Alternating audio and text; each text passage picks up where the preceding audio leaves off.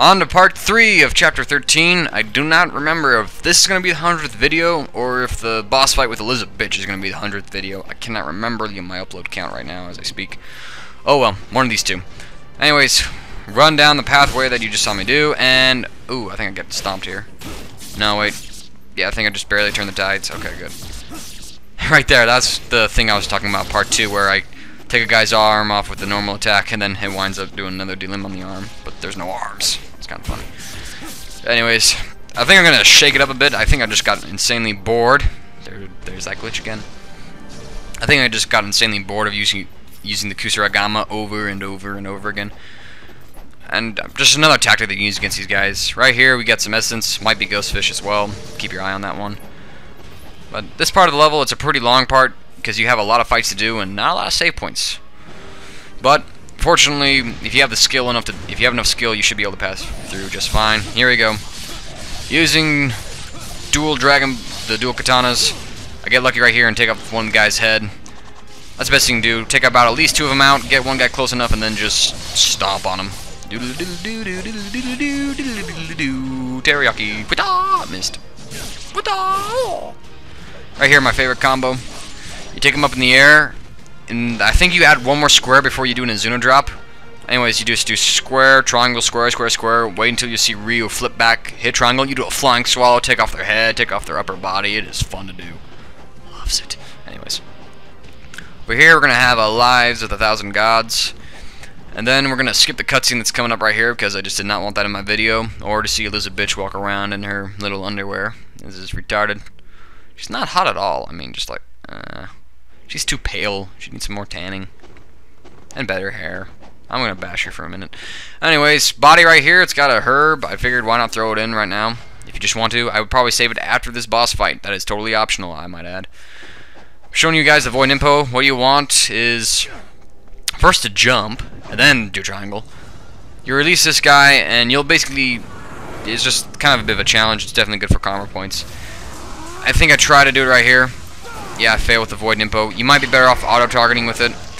I don't know how much damage it does. I think though it would do a lot. I just kind of gave up after that. But definitely when he stops and does some attacks, I try throwing the void nimpo down. Now this guy, he has a couple of attacks. He'll fly around for a while, then he'll stop, as you see there, on like either in the middle or on the left. I don't think he ever does it on the right. He'll shoot like 2 fireballs at you, or he'll charge up and shoot this big fireball at you.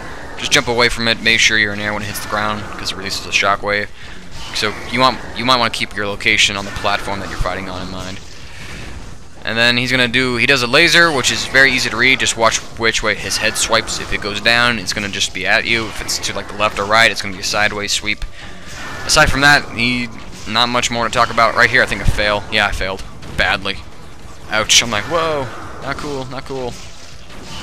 But because, I had to redeem myself and, make up for my lack of manliness and intelligence right there, I'm gonna beat this guy with no health whatsoever, practically. Oh yeah.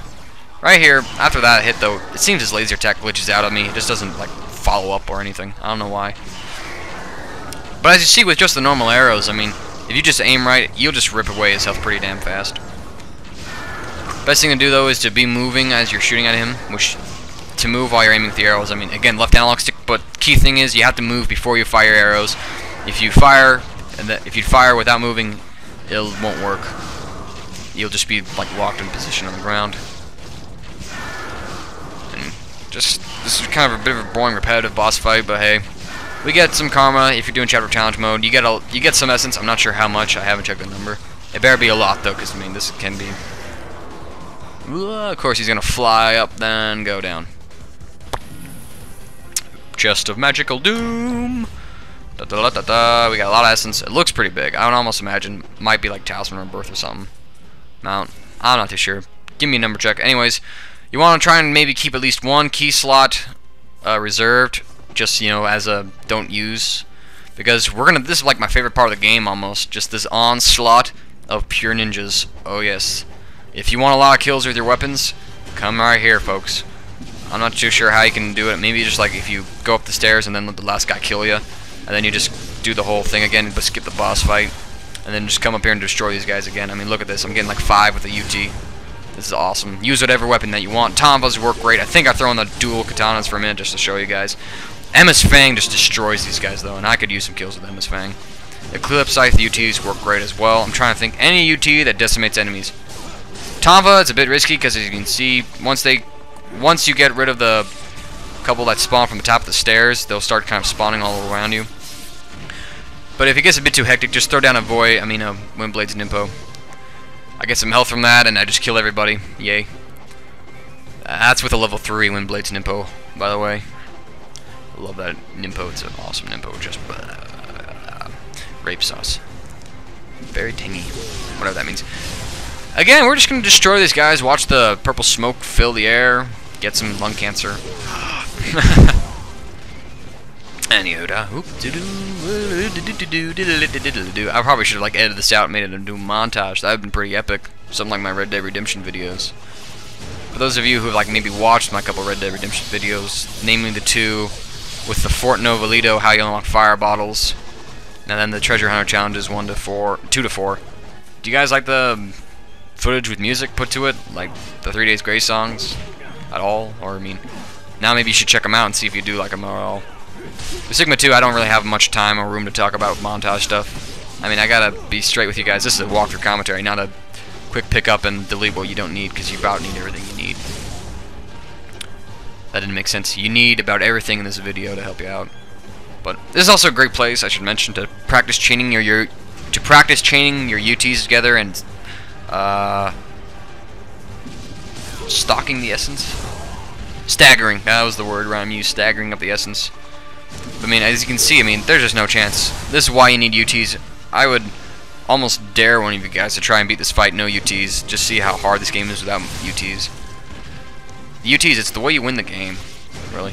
I don't think Ninja Gaiden Sigma 2 gets bashed too much. I haven't been bashed like at all on my channel, but Modern Warfare 2, I mean, there's a whole bunch of things that are looked down on. Noob tubes, a couple shotgun secondaries. I kind of like shotgun secondaries. Modern Warfare 2 is like my first multiplayer Call of Duty, and I like the shotgun secondaries in that.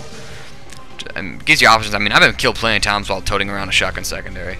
Shotgun primaries, if you're going to do a shotgun primary, give them like pre-patched model range at least, just so that they're like decent weapons. I think that was the issue with the models, is that they were like a secondary weapon, but they had that much range to them. Now, I mean, that is a bit ridiculous.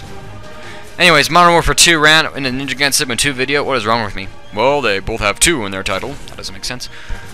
Anyways, we're going to switch up to Lunar and the Void Nimpo, because I'm just going to show you a quick way to make short work of this fight.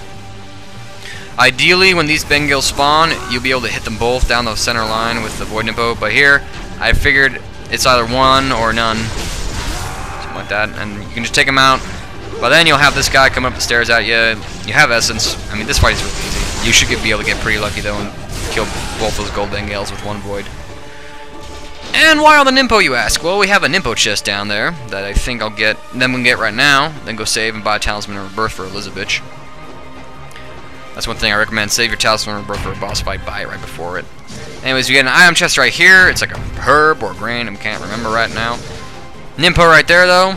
We're coming near the end of the video. We're going to run up and save. We will see you guys in either my 100th video or my 101st video. The boss fight against Elizabeth. Joy to the freaking world. Adios.